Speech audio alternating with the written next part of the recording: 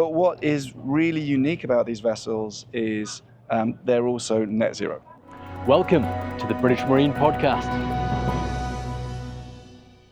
We're going to hear from a UK business that's focusing on adventure sailing and sustainability. So I'm here with Andrew. Nice to see you, Andrew. Very nice to meet you, Ben.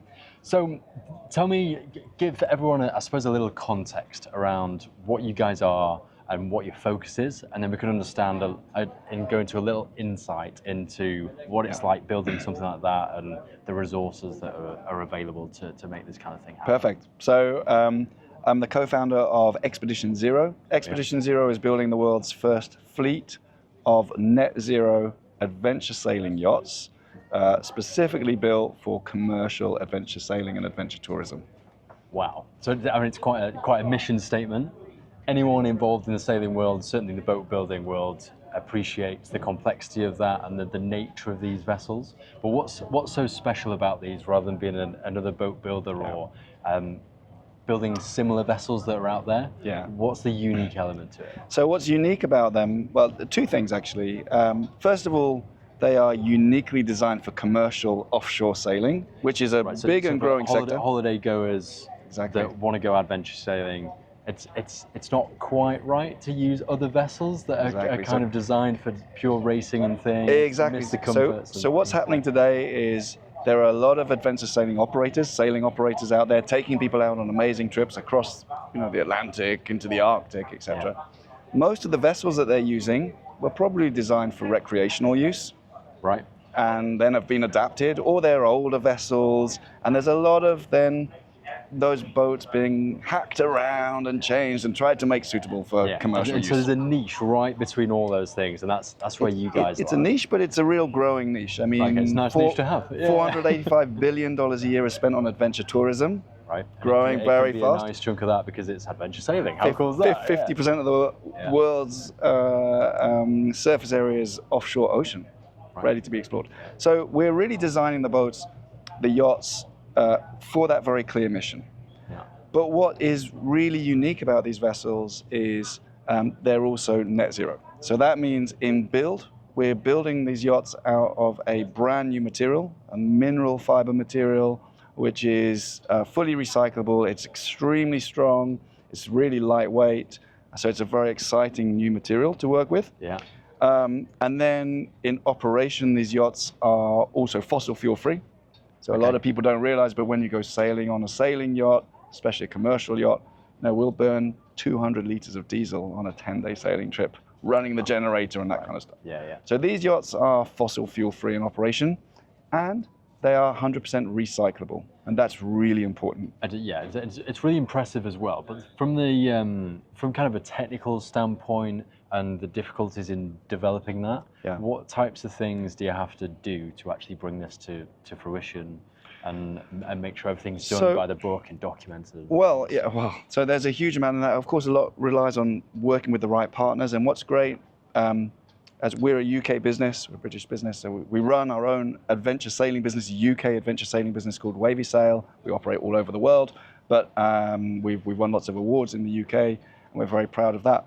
We're working with a number of UK partners in propulsion, battery technology. There's huge amounts of marine technology, sustainable marine technology that is kind of coming together. And that's really exciting, being a bit like the spider in the web, if you like, connecting all these different strands of technology together and putting them all in this yacht. There's this yacht design. And so that's very exciting. As a British business, I feel like we want to also support other UK businesses. The other part that's very important is our ability to measure our impact. Right, which is quite difficult. A lot of people in the supply chain now have to do this. Yep. So you've got regulations like CBAM coming in, and how do you make sure that's done? Because that's going to be so important for the whole message. So first of all, maybe set out what our objective is. Our objective is a 90% reduction in the environmental footprint of our yachts versus a similar 70-foot expedition sailing vessel over the full lifespan of that yacht. So build, operation, end of life. Right, okay. 90%. So that's a total game changer in terms of the environmental impact of the yacht. Yes, and just to stay right on point, Yeah. to that's super impressive, but how do you make sure that you can measure that and Yeah. claim it and Yeah, so document it? we're working with another company, an outside company called Marine Shift 360, Okay, and they will benchmark us. So they're independent, right, yeah, and yeah. they specialize in benchmarking full through life cycle for the marine industry. But Okay. up until now, most of their work has been with, ferries and big commercial ships. Right, yeah. And we had a conversation with them a bit over a year ago now, a bit more than that, and said, there's this huge opportunity because there are hundreds of sailing operators, small businesses, Yeah. all operating in the marine industry, sailing schools, adventure sailing businesses. And actually, we need to give those businesses the tools to be able to very simply go and track the environmental impact of their trips. Simplify is a really nice one, and Yeah. also just make it possible. Like, where do you even start with the stuff and make sure So the suppliers exactly. are So we started with them. We created a methodology specifically designed for adventure sailing businesses, Yeah. where we measure the CO2 footprint of sailing trips based on 4 different criteria. So quite pragmatic and easy for, often it's a kind of husband and wife team who are often running these businesses. Small quite teams, small. very little resources. So they don't have massive amounts of time to spend on this. So we made it simple. Marine Shift 360 have created a platform that you can go on, and they're actually working to try and make that freely available as well, by the way. Okay, cool. So that any sailing business can go and use the methodology that we created and measure the carbon footprint of their sailing operations. And we've been really supporting that with British Marine as well. Okay. Just been great. And what part of that with the technical teams and With the British Marine technical team have been fantastic. So we went and spoke to them, talked to them about what we wanted to do, and we got involved in a work stream that they're working on, actually with the European boating industry, working out what should be the right measurement methodology, and they're taking on board what we've been doing, and we've also been learning a lot from what they're doing. So that's been great You support. share knowledge, and then that way it's more streamlined, it's more achievable for you guys, and so it's easier. For me, it's exactly what membership of an association should be. It means that we're trying to drive the industry forward in our own way. Yeah, and then it's an extended resource. And they're bringing the resource, and they're helping us to do that, and helping us to improve our thinking, and hopefully we're contributing as well, so that other people can benefit. Absolutely, and let's wrap up with kind of a vision looking forward. So a couple of years from now, where are you trying to be? What does this become?